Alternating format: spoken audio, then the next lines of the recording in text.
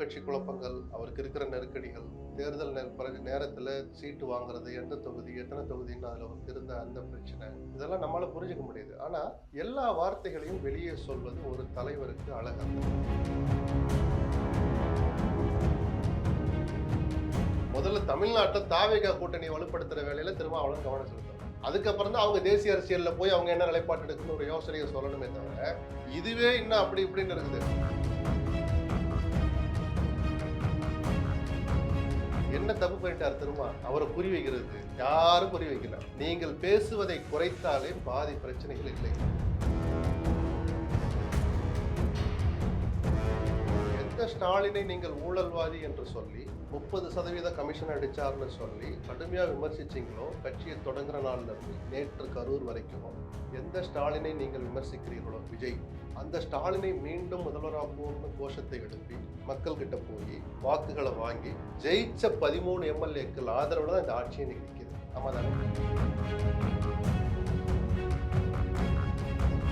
விசாரணைக்கு தான் அவங்களை கூட்டிட்டு போனாங்க.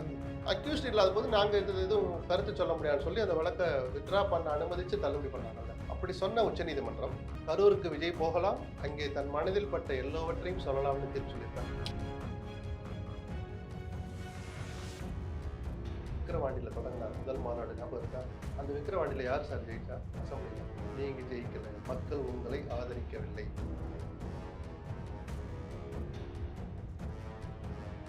ஒரு எம்எல்ஏ வச்சுக்கிட்டு ஆட்சி அமைச்ச ஆட்கள், கட்சியவே சுவாகா பண்ணி அந்த ஒரு எம்எல்ஏ இருக்கிற கட்சியில சேர்த்துக்கிட்டு ஆட்சி அமைக்கிற அளவுக்கு அசகாய சூரர்கள். அதனால நம்ம சிரிக்கிறோம், விஜய் அதுல இருக்கிற ஆபத்தை உணர்ந்துக்கணும்னு சொல்றேன். எனக்கு வருத்தம் தான். நான் வருத்தத்தை தார்மீகமா நான் பொறுப்படுத்துக்கிறேன். இந்த நிமிஷம் வரைக்கும் ஒரு வார்த்தை வரவே இல்லை. எங்கேயோ நடந்துச்சு, யார் கூட்டத்திலே நடந்துச்சுங்கிற மாதிரியே பொறுப்பு அடுத்தவங்க தலையில தான் சுமத்துறாரே தவிர, இவருக்கு அதுல ஒரு துளி கூட பொறுப்பு இல்லாத மாதிரி தான் இன்னைக்கு வரைக்கும் பேசுறாரு. அதுதான் வருத்தமா இருக்கு.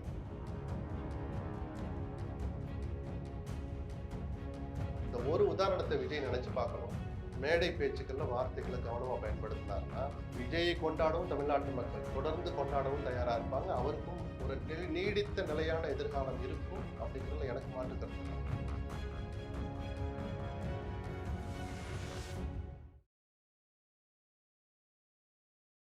தமிழ்நாட்டுல எல்லாமே சேஞ்ச் ஆயிடுச்சு. உங்க நகையையும் சேஞ்ச் பண்ணுங்க. உங்க பழைய நகைக்கு கிராமுக்கு 150 ரூபாய் கூடுதலா வாங்கி புது நகை எடுத்துக்கோங்க. அதே கம்மி சேதாரம் தான் உங்க லலிதால மட்டும்தான். சிடாசிஸ் தமிழர் 4.0 அணிகளாய் திரள்வோம், அமைப்பாய் உயர்வோம். ஜூலை 24-25 ஹில்டன், சென்னை. உலக தமிழர்களுக்கு வணக்கம். இது கிங் டிவி. இன்றைய நிகழ்வில் நம்மோடு பத்திரிகையாளர் திரு எஸ்பி லட்சுமணன் நினைக்கிறார்கள். சார் வணக்கம். சார் வணக்கம். திரு திருமாவளவன் அவர்கள் திமுக அதிமுக 22 கட்சிகளை பற்றி பேசுகிற பொழுது திமுக மீண்டும் ஆட்சி அதிகாரத்தை கைப்பற்றுமா என்கிற வருத்தம் எனக்கு இருக்கிறது. அதிமுக மெல்ல மெல்ல கரைகிறதை பார்க்கிற பொழுதும் எனக்கு வருத்தமாக இருக்கிறது, கவலை ஏற்படுகிறது பதிவு பண்றாங்க. இதை பற்றி பேசினால் திரும்ப மாற்றி மாற்றி பேசுவதாக புரியாதவர்கள் பேசுறாங்கன்னு பதிவு பண்றாங்க. சார், இதுல இருந்து புரிஞ்சுக்கிறதுக்கு என்ன சார் இருக்கு? திருமாவளவனுடைய நல்ல மனசை புரிஞ்சுக்கலாம். நம்பர் ஒன்னு, பேச வேண்டிய நேரம் இதுதானா, இந்த கருத்துக்கள் இந்த நேரத்தில் அவசியமா அப்படிங்கிற ஒரு கேள்வியை எழுப்பி அந்த கேள்விக்கு அவர் பதில் சொன்னார்னா இந்த குழப்பத்துக்கு வேலையே இல்லை. திமுகவும் தாவேகாவும் இந்தியா கூட்டணியில் இணைய வேண்டும்னு சொல்றாரு. அது சாத்தியம் தானா? நல்ல மனசு, ரைட்டு. பிஜேபி எதிர்க்கிறதுக்கு வலுவான 2 கட்சிங்கிற அந்த பார்வை பார்க்கிறார். பிஜேபி எதிர்ப்புல திரும்ப உறுதியா இருக்கிறாருங்கிறதுக்கு இதெல்லாம் ஒரு சாட்சி. நடைமுறை சாத்தியமா? இப்ப சொல்ற நேரம் இதுவான்னு நம்ம ஏன் கேட்க சொன்னோம்? அங்க மாங்குன்னு 2 பேருக்கும் போர் நடந்துகிட்டு இருக்கு. பழி வாங்குறாங்கன்னு அவங்க சொல்றாங்க, அதுக்கு தகுந்த மாதிரி இவங்களும் நடந்துக்கிறாங்க. அவசர வழக்குகளை போட்டாது உள்ள தரணுங்கிற அந்த வேகம் தெரியுது. கணக்கு தீர்ப்போம் அப்படின்னு பொது மேடையில் சவால் விடுகிற அளவுக்கு ஆதவ் திமுகவை பார்த்து உச்சகட்ட போர் நடந்துகிட்டு இருக்கிற போது 2 பேரும் ஒன்னா இந்தியா கூட்டணி இருக்கிறான்னு சொல்ற நேரம் பொருத்தமற்ற நேரம். உங்க நோக்கம் நல்லதாவே இருந்தால் கூட சரி, இதை அவரு இந்த மாதிரி 2-3 கேள்விகளை அவரே எழுப்பி பதில் வாங்கிக்கிட்டாருன்னா இந்த குழப்பத்துக்கு வேலையே இல்லை. தேர்தலுக்கு முன்னாடி 2-3 மாசமாவே இருந்து அவர் மாறி மாறி பேசுற விமர்சனம் அவராலேயே தான் வருது. வேற யாரும் அவர் மேல போய் சிங்கிள் அவுட் பண்ணி திரும்ப இப்படி தொங்க விடணும், கிழிக்கணும், விமர்சிக்கணும்னு யாருக்கும் எந்த ஆசையும் கிடையாது. அவர் உட்கட்சி குழப்பங்கள், அவருக்கு இருக்கிற நெருக்கடிகள், தேர்தல் நேரத்துல சீட்டு வாங்குறது, எந்த தொகுதி, எத்தனை தொகுதின்னு அதுல அவருக்கு இருந்த அந்த பிரச்சனை, இதெல்லாம் நம்மளால புரிஞ்சுக்க முடியுது. ஆனா எல்லா வார்த்தைகளையும் வெளியே சொல்வது ஒரு தலைவருக்கு அழகல்ல. அது தேர்தலுக்கு முன்பாக பண்ணார்.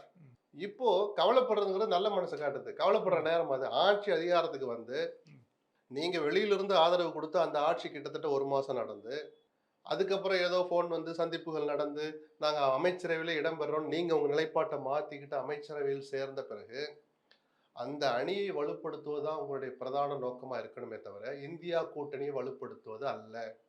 முதல்ல தமிழ்நாட்டில் தாவேகா கூட்டணியை வலுப்படுத்துற வேலையில திருமாவளவன் கவனம் செலுத்தணும். அதுக்கப்புறம் தான் அவங்க தேசிய அரசியல்ல போய் அவங்க என்ன நிலைப்பாட்டு எடுக்கணும்னு ஒரு யோசனையை சொல்லணுமே தவிர, இதுவே இன்னும் அப்படி இப்படின்னு இருக்குது.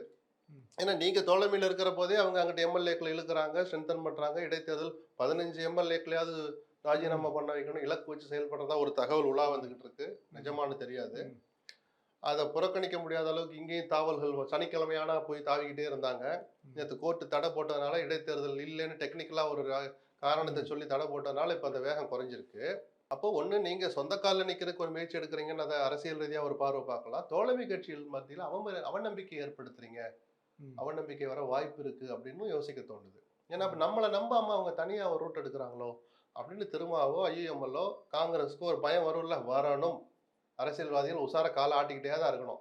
அப்போ அந்த அவநம்பிக்கையை நீங்களே ஏற்படுத்துறீங்க, தாவைக்காவே ஏற்படுத்துன்னு இன்னொரு பார்வை இருக்கு. இந்த குழப்பங்கள் அங்கே நீடிச்சுட்டு இருக்கிற போது எப்பயோ நடக்க போற இந்தியா கூட்டணிக்கு வாங்க 2 பேரும் ஒன்னா போய் உட்காரலான்னு கேட்கறது திருமாவுடைய நல்ல மனசை காட்டுதே தவிர, பிளஸ் அப்படி ஒரு முடிவு அந்த 2 கட்சிகள் தான் முதல்ல உட்காந்து பேசி எடுக்கணும், அல்லது அவங்கவுங்க தனித்தனியா இந்தியா கூட்டணி இருக்கலாமா வேணாமான்னு அவர்கள் முடிவு எடுத்த பிறகுதான் நீங்க அடுத்த கருத்தை சொல்லணுமே தவிர, யோசனையை முன்வைக்கிற எடுத்த உடனே ஒருத்தர் போய் அதை முன்னெடுக்கலாம்.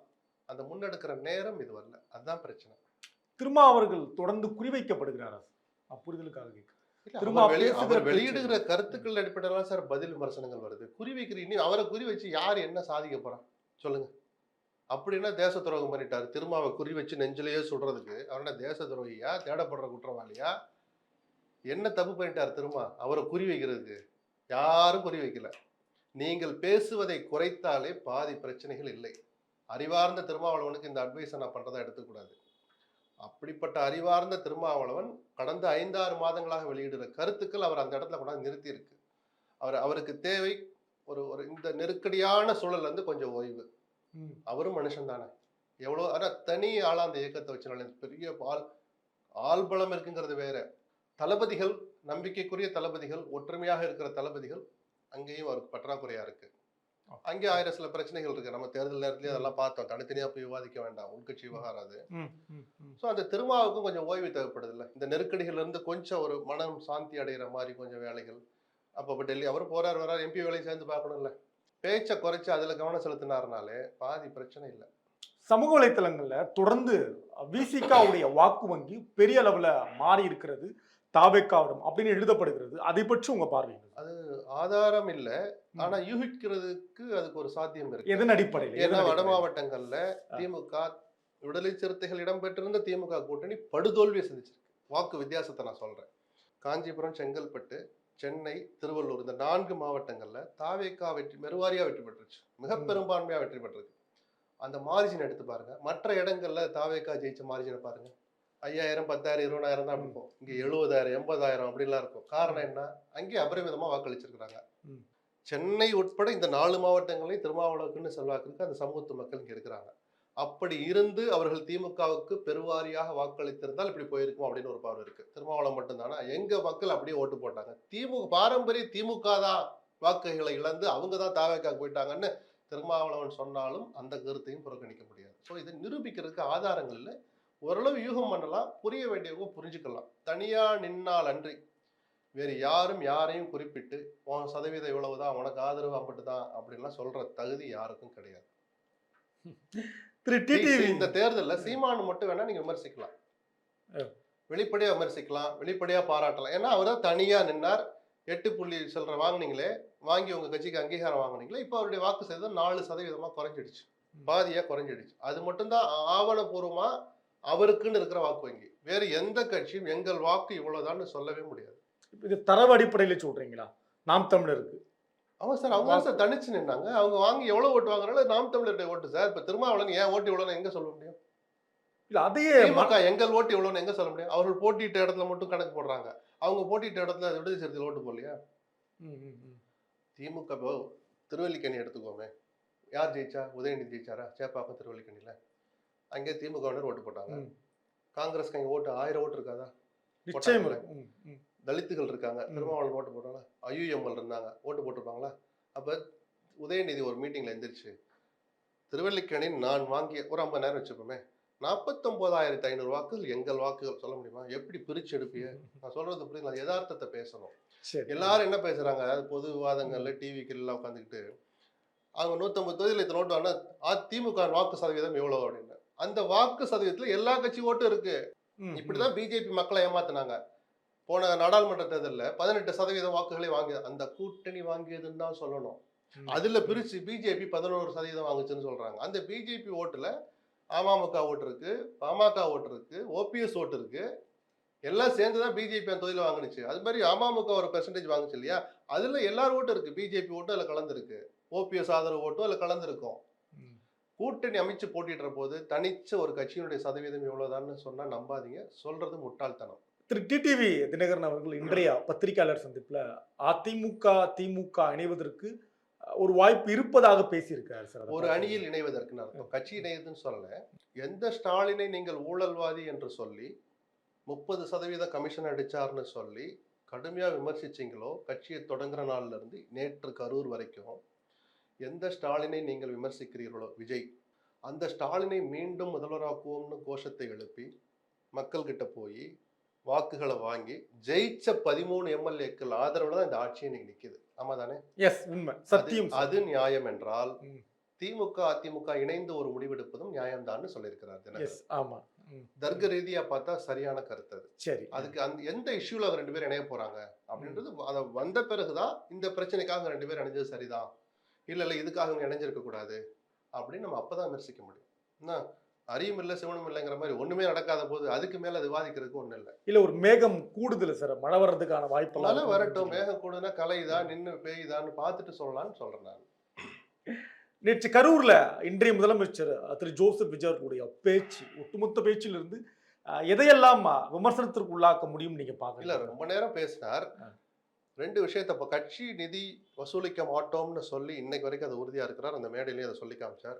மிகுந்த வரவேற்புக்கும் பாராட்டுக்கும் உற்சாகப்படுத்த வேண்டியதுமான ஒரு முடிவு அது. ஏன்னா திமுக ஆட்சியில் அது உச்சத்துக்கு போச்சு. பார்ட்டி ஃபண்டுங்கிறது கொள்ளையே அடிச்சாங்க அவங்க. நான் இப்ப சொல்லல, தேர்தலுக்கு முன்பாக இந்த வார்த்தையை சொன்னேன் நான்.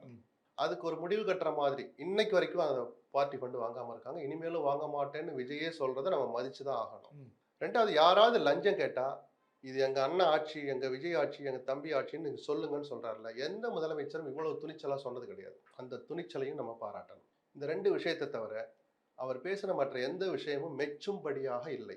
ஏன்னா கரூர் சம்பவத்தை பத்தி ஒரு பொறுப்புள்ள முதலமைச்சர், அந்த வழக்கில் இவரும் தன்னை விசாரணைக்கு உட்படுத்தி கொண்ட விஜய் இவ்வளவு விரிவா பேசியிருக்கவே கூடாது பொதுவெளியில். நீதிமன்றம் நீங்க கரூர் செல்றதுக்கு தடை இல்லைன்னு சொன்னாங்க, தடை விதிச்சு தடை கேட்டு இவங்களும் போகல. உங்களை ரெகுலேட் பண்ண முடியாது, நீ இது பேசாதேன்னு நாங்க சொல்ல முடியாது. ஏன்னா அந்த கேஸ்ல அவர் ஒரு அக்யூஸ்டு கிடையாது, விசாரணைக்கு தான் அவங்களை கூட்டிட்டு போனாங்க.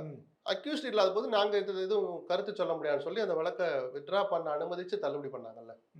அப்படி சொன்ன உச்சநீதிமன்றம் கரூருக்கு விஜய் போகலாம், அங்கே தன் மனதில் பட்ட எல்லாவற்றையும் சொல்லலாம்னு தீர்ப்பு சொல்லியிருக்கா? கிடையாது. அதை சொல்லாமலேயே பொறுப்போடு நடந்துக்கிறவர் தான் அந்த முதலமைச்சர் பதவி. சட்டம் ஒழுங்குக்கு நீங்க பொறுப்பு வகிக்கிறீங்க, காவல்துறைக்கு நீங்க தான் அமைச்சர். அந்த அமைச்சர் பொறுப்புல இருந்துகிட்டு அந்த காவல்துறை அதிகாரிகள் நாடகம் ஆடினார்கள்னு இப்படி பொதுவெளியில போட்டு சொல்றது எந்த வகையிலும் முதிர்ச்சியான பேச்சு அல்ல. ஒரு முதலமைச்சர் உள்துறை அமைச்சர் பேசுகிற பேச்சு அல்ல. தப்பு பண்ணிட்டார் விஜய். அதனால நீங்க என்ன சாதிச்சீங்க? அப்படி நாடகம் ஆடின போலீஸால அடையாளம் கட்டிட்டீங்களா? துறை ரீதியான விசாரணைக்கு உத்தரவு போட்டீங்களா?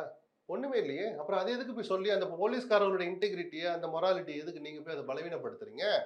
அவங்க மன உறுதி குலையும் இல்லை சார். என்னப்பா நம்ம சொன்னதை செஞ்சோம், படாத பாடுபட்டவர் அந்த இடத்துக்கு கொண்டு போய் விட்டோம், நமக்கும் மேடையில நன்றிலாம் சொன்னாரு அப்படின்னு சொல்லி அதை சுட்டி காட்டுனாங்கன்னு சொல்லி அதை சொல்ல நான் தெரியாம நன்றி சொல்லிட்டேன். நம்பி ஏமாந்து என்ன ஏமாந்து உங்களை என்ன பண்ணாங்க? 300-400 மீட்டருக்கு முன்னாடியே ஒரு டிஎஸ்பி உங்களுக்கு பஸ்ஸை நிறுத்தி குனிஞ்சு சொல்றாரு, சார் அங்கே இன்னும் கொஞ்சம் முன்னாடி போகாதீங்க, கூட்டாதீங்க, இங்கே நின்னே பேசுங்கன்னு டிஎஸ்பி ஒருத்தர் சொன்னாரு. நிஜமா பொய்யா? அதை நீங்க கேட்கல. இதெல்லாம் சிபிஐ விசாரணை எல்லா தரப்பும் போய் சொல்லுவாங்க. அதை ஏற்க மறுத்த விஜய் இன்னைக்கு என்ன சொல்றார்? கரூருக்கு நீங்க போகாதேன்னு சொல்லி தான் நான் நின்றுப்பேன்ல, நான் எப்படி சார் இவர் நிற்பாரு? 5 நிபந்தனை எக்ஸ்ட்ரா போட்டதுக்கே பாத்தீங்களா மக்களே, என்னை திமுக என்ன பாடுபடுத்துதுன்னு போய் ஒப்பாரி வச்சாருல. ஒப்பாரிங்கிறது கொச்சையான வார்த்தை. எஸ். மக்கள் கிட்ட நீங்க முறையிட்டீங்களா இல்லையா? அவரே கொத்து பரோட்டான்றார் முதலமைச்சர். மக்கள் கிட்ட முறையிட்டீங்கல்ல. அப்போ ஒரு நிபந்தனை வச்சதையே நீங்க ஏற்க மறுத்து அல்லது அப்படி நிபந்தனையை ஏற்க ரசிக்காமல் மக்கள் கிட்ட சொன்ன நீங்க கரூருக்கு போகாதீங்கன்னா அப்படியே அப்படியே வண்டி திருப்பான்னு சொல்லியிருப்பீங்களா? திருச்சியில நின்றுக்கிட்டு அதே நாமக்கல்ல நின்றுக்கிட்டு எவ்வளவு இது பண்ணியிருப்பார். அல்லது அடுத்த ஊர்ல பேசுற போது செந்தில் பாலாஜியோட அராஜகத்துக்கு நான் ஒரு முற்றுப்புள்ளி வைப்போம், ஆட்சி அதிகாரத்தை பயன்படுத்தி கரூருக்குள்ள வர்றதையே தடுக்கிறார், எத்தனை நாளைக்குன்னு பார்க்கலாம், சவால் விட்டுருப்பாரா மாட்டாரா? கட்டாயமா, நிச்சயமா. இப்படி பேசுறது வந்து சிறுபிள்ளைத்தனமா இருக்குன்னு நான் சொல்றேன். இப்படி ஒரு முதலமைச்சர் பேசக்கூடாது. அப்படின்னா நீங்க உங்களுடைய ட்ராக் ரெக்கார்டை பார்க்கணும். ஆமா, இவர் சொன்னதெல்லாம் கேட்டுக்கிட்டு இருந்திருக்காரு, அமைதியா போனாரு. அப்ப காவல்துறை வேணாம்னு சொல்லியிருந்தா கண்டிப்பா அவர் வேணான்னு தான் ஏத்துக்கிட்டு போயிருப்பாருன்னு நம்ப முடியலையே. ஏன்னா நீங்க நிபந்தனை விதிச்சது விமர்சிச்சீங்களே. இந்த நிபந்தனைகள் அமித்ஷாவுக்கு விதிக்க உங்களுக்கு துணிச்சல் இருக்கிறதா கேட்டார், ஞாபகம் இருக்கா? அப்ப நிபந்தனைக்கே அவ்வளவு கோபத்தை காட்டினீங்களே. ஒரு ஊருக்கு போகாதுன்னா கேட்பீங்களா சார்? சார் நீங்க பெரம்பூருக்கு போற போது 2 ஏரியால பேசிட்டு இன்னும் 2 ஏரியா போக முடியல. அண்ணா நகர், அந்த கோயம்பேடுலாம் போக முடியல. காரணம் மக்கள் கூட்டம். அதுதான் காரணம். விஜயை பார்க்க கூட்டமா கூடுனாங்க. போலீஸ்காரங்களையும் சமாளிக்க முடியல, விஜயாலையும் சமாளிக்க முடியல, கட்சி நிர்வாகிகளுக்கும் அந்த அனுபவம் இல்லை. திரும்பி வந்தாரா? அதுல ஏதாவது சதி இருந்துச்சா? ஆனா அதுக்கே என்னை பிரச்சாரம் செய்ய விடாமல் தடுக்கிறார்கள்னு ஒரு அடுத்த ஊர்ல பேசினார். அப்படி பேசின விஜய், நான் சொல்லியிருந்தா நான் வராம இருந்திருப்பேன்னு சொல்றது நம்பும்படியாக இல்லை. தயவு செய்து மக்கள் கிட்ட உண்மையை பேசுங்க, அல்லது பொய்யை பேசாமையாவது இருங்க. எல்லா தலைவர்களுக்கும் என்னுடைய வேண்டுகோள் தான். அண்ணாமலைக்கெல்லாம் நான் அடிக்கடி சொல்லுவேன். இப்பதான் கொஞ்சம் ஒரு மாறி வந்துட்டு இருக்கிறாரு. விஜய்க்கும் அந்த கருத்தை நான் சொல்ல விரும்புறேன். பொய் பேசக்கூடாது. தோல்வி அடைஞ்சிருக்கிற ஒருத்தரை குத்தி காட்டலாம். அசம்பிளி வர்ற போது மக்கள் உங்களுக்கு சரியான தண்டனை கொடுத்துட்டாங்க, சவுக்கடி கொடுத்துட்டாங்கன்னு கடுமையான வார்த்தைகள் கூட சொல்லலாம். அப்பாவை தேடுறாங்கன்னு உறவை சொல்லி வேற மாதிரி விமர்சிச்சதுக்கு உங்களுக்கும் பதிலடி கிடைச்சிச்சு. 2மே தரம் தாழ்ந்த விமர்சனம் தான். சொல்லியாச்சு, விட வேண்டியதானே. 5 நிமிஷம் பேசுனதுக்கே கொத்து பரோட்டா போட்டாங்கன்னு குளத்தூர்ல கொத்து பரோட்டா கோக்கு நீங்க அப்படி எதுகை மோனையோட பேசுறீங்க. நீங்க மணிக்கணக்கில் பேசி அந்த கட்சியை தொடங்குனீங்கல்ல. எங்க தொடங்கினார்? விக்கிரவாண்டியில தொடங்கினார் முதல் மாநாடு, ஞாபகம் இருக்கா? அந்த விக்கிரவாண்டியில யார் சார் ஜெயிச்சா? அசம்பிளியில நீங்க ஜெயிக்கல. மக்கள் உங்களை ஆதரிக்கவில்லை. அதிமுக அணியில் இடம்பெற்றிருந்த பாமக இங்க ஜெயிக்குது. கன்னியாகுமரி, திருநெல்வேலி, அரியலூர், நாகப்பட்டினம், திருவாரூர், விழுப்புரம் மாவட்டம்னு இந்த 6 மாவட்டங்கள்ல ஒரு மணிக்கணக்கில் பேசுறாரு. 20 நிமிஷம், 30 நிமிஷம், 40 நிமிஷம் அப்படின்லாம். இந்த 6 மாவட்டத்திலையும் ஒரு இடத்துல கூட ஜெயிக்கல. அங்கே கொத்து பரோட்டா எங்க போச்சு? நான் நக்கலுக்கு சொல்லல சார். அந்த வார்த்தை எவ்வளவு வலியை ஏற்படுத்துன்னு விஜய் புரிஞ்சுக்கணும். அப்போ உங்களை பார்த்து அந்த வார்த்தையை சொன்னா உங்களுக்கு வலிக்குமா வலிக்காதா? ஸ்டாலின் மேல 1000 விமர்சனம் இருக்கட்டும் சார். ஒரு தலைவராகவே இருந்து தோல்வி தழுவுறாருன்னா, அதுவும் ஒரு எம்எல்ஏவாக சிறப்பாக செயல்பட்ட ஒருத்தர் தோல்வியை தழுவுறாருன்னா அது வருத்தப்பட வேண்டிய விஷயம்தான். அல்லது ஸ்டாலின் செய்த வேற தவறுகளுக்கு அல்லது தடுக்க தவறிய வேறு சில விஷயங்களுக்காக தான் மக்கள் அந்த தண்டனை கொடுத்தாங்கன்னு எடுத்துக்கணும். முடிவு வந்துடுச்சு, நீங்களும் முதலமைச்சர் ஆகிட்டீங்க. ஆட்சி செலுத்துறதுல கவனம் செலுத்துறதை விட்டுட்டு திருப்பி திருப்பி திருப்பி அவங்களே நீங்க சீண்டிங்கன்னா திமுகவும் சீண்ட ஆரம்பிச்சா நீங்க பதிலுக்கு பதில் லாவணி பாடுறதெல்லாம் அந்த நேரம் போகுமே தவிர ஒரு நல்ல கவர்னன்ஸ் கொடுக்கறதுல உங்களாலையும் நேரம் செலவிட முடியாது. எம்எல்ஏக்களை இழுக்கிற விஷயமும் அப்படிதான். நீங்க உங்களுக்கு இன்னைக்கு ஆட்சி அதிகாரத்தை வைக்கிறீங்க, நீங்க சத்தம் இல்லாமல் பேச்சுவார்த்தை நடத்தி அவங்களை கூப்பிட்டுக்கிறீங்க. ஆனா ஊத்தங்கரை எம்எல்ஏ கிட்ட பேரம் பேசினாங்கன்னு எஃப்ஐஆர் போடுறீங்க. தாராளம் பண்ணுங்க. இதே வேலையை அவங்க முழு வேகத்துல பண்ணாங்கன்னா நீங்க அதை தப்புன்னு சொல்ல முடியுமா? நீங்க பண்ணதானப்போ அவங்களும் பண்ணாங்கன்னு மக்கள் ஒரு செகண்ட்ல முடிவுக்கு வந்துருவாங்களே. 2 பக்கமும் கூரான ஆயுதம் அது. இவர் கையில் எடுக்கிற ஆயுதம் இருபுறமும் கூரானது. தாவேக்காவே அது ஒரு நாள் குத்தம். நம்ம ஒரு இதை எடுக்கிறோம்னா அதே இதுல எல்லாம் கரகண்டவங்க சார் அவங்க. திமுக, அதிமுக, இங்க மேல இருந்து உட்காந்துட்டு இருக்கிற பிஜேபி, அவங்கள அப்படின்ற நேரத்துல ஒரு அரசே கவிழ்த்துட்டு போன ஆட்கள் அவங்க. ஒரு எம்எல்ஏ வச்சுக்கிட்டு ஆட்சி அமைச்ச ஆட்கள். கட்சியவே சுவாகா பண்ணி அந்த ஒரு எம்எல்ஏ இருக்கிற கட்சியில சேர்த்துக்கிட்டு ஆட்சி அமைக்கிற அளவுக்கு அசகாய சூரர்கள். அதனால நம்ம சிரிக்கிறோம். விஜய் அதுல இருக்கிற ஆபத்தை உணர்ந்துக்கணும்னு சொல்றேன். நேற்று பேசி முடித்த உடனே அது எல்லாமே ரீல்ஸா நிறைய ரீல்ஸா கன்வே ஆயிருக்கு. திருப்தி படுத்திருக்காரு அப்படின்னு புரிஞ்சுக்கலாம். யார பேச்சு மூலியமா யார் ரீல்ஸ் வந்து கொண்டாடுறாங்களோ அவங்க அந்த தரப்பை திருப்தி படுத்தி அதை விவாதிக்கிறதே அவமானகரமான செயல் சார். பொதுவாக நான் ரீல்ஸை ரசிக்கிறவன் அல்ல. நல்ல நல்ல விஷயங்கள் வர்றது வேற. இந்த வெத்து ரீல்ஸ் இருக்குல்ல, இந்த சமூகத்துக்கு ஒரு துளி கூட பலன் தராத ரீல்ஸ் இருக்குல்ல, கோபப்படுவாங்க சார். அந்த தரப்பு பார்த்தா நான் எதை சொன்னேன்? நான் எதை சொன்னேன்? இப்போ இந்த சமூகத்துக்கு ஒரு துளி கூட பயன் தராத ரீல்ஸ் இருக்குல்ல, ஏன் தாவேக்கான்னு சொல்லுறீங்க? திமுக பண்ணாலும் தப்பு தான், அதிமுக பண்ணாலும் தப்பு தான், பிஜேபி பண்ணாலும் தப்பு தான் சார். எனக்கு பொதுவாகவே இந்த சோசியல் மீடியாவில் வெட்டியா உட்காந்து அரட்டை அடிக்கிறதோ, அடுத்தவனுங்களை பத்தி பேசுறது, அவசியமற்ற விஷயங்களை சொல்றது, இளம் தலைமுறையினர் மனசுல ஒரு நெகட்டிவான தாக்கத்தை ஏற்படுத்துறது, இந்த சமூகத்தை சீரழிக்கிறது, தப்பான விஷயங்களை சொல்றது, பொய்யை கூசாம சொல்றதுன்னு இந்த ரீல்ஸ் இருக்குல்ல, அதனால் இந்த சமூகத்துக்கு ஒரு துளி கூட பலன் தராது. அந்த ரீல்ஸை பத்தி நாம விவாதிக்கிறதே தப்பு. தூக்கி தூர போடுவோம், வேற பேசுவோம். நிறைவான கேள்வி சார். மேடையில ஒரு பாடலை பாடுகிறார், ஓடு ஓடு ஓடு ஓடு நிக்காம ஓடு அப்படின்னு வேட்டைக்காரன். இல்ல, ஒரு நடிகரா இருக்கிறனால பாடுனது ஒன்றும் ஆச்சரியம் இல்லை. அந்த விமர்சனம் திருப்பி உங்களுக்கே வரும்ல. திமுக நேற்று ஒரு பதில் கேட்டாங்களே, அன்னைக்கு நைட்டு திருச்சி விமான நிலையத்துல ஓடுனீங்களே அது யாருன்னு கேட்டாங்களே. அதெல்லாம் பதிலுக்கு பதில் அவங்க சொல்லிக்குவாங்க. பட் என்ன, நான் ஒட்டுமொத்தத்துல பார்த்தேன், இந்த நடந்த சம்பவத்துக்கு விஜயோட மனசு பாதிச்சிருக்கும்னு எனக்கு நல்லா தெரியுது. அவரும் மனுஷன்தான், விஜயும் மனுஷன்தான். அதனாலதான் இறக்கப்பட்டு 20 லட்ச ரூபாய் பணம் கொடுத்தார். அதுக்கு ஒரு பெரிய மனசு வேணும், கொடுத்தார். முதலமைச்சர் ஆயிட்டா அவங்களுக்கு ஏதாவது செய்யணும்னு ஆசைப்பட்டார், வேலை வாய்ப்பை கொடுக்குறார். அது கான்ட்ரவர்சி இருந்தா கூட, நீதிமன்றத்தின் ஆணைக்கு இருந்தா கூட, இதெல்லாம் கரெக்ட். இந்த நிமிஷம் வரைக்கும் அந்த கரூர் சம்பவத்துல நான் ஒரு வருத்தப்படுறேன். நான் லேட்டா வந்தது ஒரு காரணம்னு சொல்றாங்க. காரணம் எதுவாக இருந்தாலும் 41 உயிர்கள் பறிபோனது எனக்கு வருத்தம் தான். நான் வருத்தத்தை தார்மீகமா நான் பொறுப்பெடுத்துக்கிறேன். இந்த நிமிஷம் வரைக்கும் ஒரு வார்த்தை வரவே இல்லை. எங்கேயோ நடந்துச்சு, யார் கூட்டத்திலயும் நடந்துச்சுங்கிற மாதிரியே பொறுப்பு அடுத்தவங்க தலையில தான் சுமத்துறாரே தவிர, இவருக்கு அதுல ஒரு துளி கூட பொறுப்பு இல்லாத மாதிரி தான் இன்னைக்கு வரைக்கும் பேசுறாரு. அதுதான் வருத்தமா இருக்கு. விஜய் அதை விரும்பல. யாரும் இங்க இருந்து கிளம்பும் போதே இத்தனை உயிரை பழி வாங்கினா சார் போனாரு. இதைத்தானே சார் முதலமைச்சர் பொறுப்புல இருந்த ஸ்டாலின். அவர் நினைச்சிருந்தானா விஜய் A1 போட்டிருக்க முடியும். அதை செய்ய தயங்கிய தவிர்த்த ஸ்டாலின் சொன்ன வார்த்தை தவறியன்னு புரிஞ்சுக்கலாமா, தவிர்த்தன்னு புரிஞ்சுக்கலாம்? ரெண்டுமே தான். தவறியன்னு தான் நீ திமுக காரமா திட்டுறான் ஸ்டாலினை. ஒட்டிங்களே தலைவா, அதனால இன்னைக்கு ஒரு இப்படி ஆடுறாரு. அவர் பெருந்தன்மையா தான் நடந்துகிட்டார் கடந்த 5 ஆண்டுகள்ல. ஊழல் ஒரு விஷயத்தை தவிர மீதி எல்லாமே ஸ்டாலின் பெரிய பெருந்தன்மையா தான் நடந்தார். பல விஷயங்கள்ல ரொம்ப பெரிய மனசை காட்டினார். அந்த ஸ்டாலின் சொன்ன வார்த்தை, எந்த தலைவரும் தன் கட்சி தொண்டர்கள் இறப்பதை விரும்ப மாட்டாங்க. ஏன்னா அப்படி கொடூர தலைவர்கள்லாம் தமிழ்நாட்டுல யாருமே கிடையாது. ஊழல்ல உச்சத்துல போனவங்களா இருக்கிறாங்க. மக்களை பாதிக்கிறது, ஒரு சொசைட்டியை கெடுக்கிறதுலாம் எந்த தலைவரும் இது வரைக்கும் போனதில்லை. அப்படிதான் ஸ்டாலின் அந்த கருத்தை சொன்னார். அவர் 1000 தான் விஜய் போட்டு கிழிச்சு எடுக்கிறார், திமுகவை கிழிச்ச முடிச்சுட்டாரு. அந்த விஜய் மேல கூட அவர் அந்த குற்றச்சாட்டை சுமத்த விரும்பல. என்னை போன்றவர்கள் நம்மை போன்றலாம் என்ன சொன்னா, தார்மீக பொறுப்பெடுத்துக்கிறேன்னு கூட ஒரு வாயில இருந்து ஒரு வார்த்தை வரல. குறைந்தபட்சம் அது நேத்து வரைக்கும் அது தொடருது. திருப்பி திமுக தான் அப்படிதான் நாடகம் ஆடினாங்க. எனக்கு ஒண்ணுமே தெரியாதுங்கிற மாதிரியே போறது ஒரு பொறுப்பான தலைவருக்கு அழகல்ல. ஒரே ஒரு நிறைவான கேள்வி. மேடையில நீங்க டேஷ் போட்டு பேசுற முதலமைச்சர் இதுக்கு முன்னாடி பாத்திருக்கீங்களா? இல்ல, பார்க்க கூடாதுன்னு நான் விரும்புறேன். இளைய தலைமுறைகள் அப்படி ஒரு முதலமைச்சரை பத்தி கேள்வியே படக்கூடாது. விஜய் தன்னை மாத்திக்கணும். அது ஒரு தேச விரோதம் அல்ல.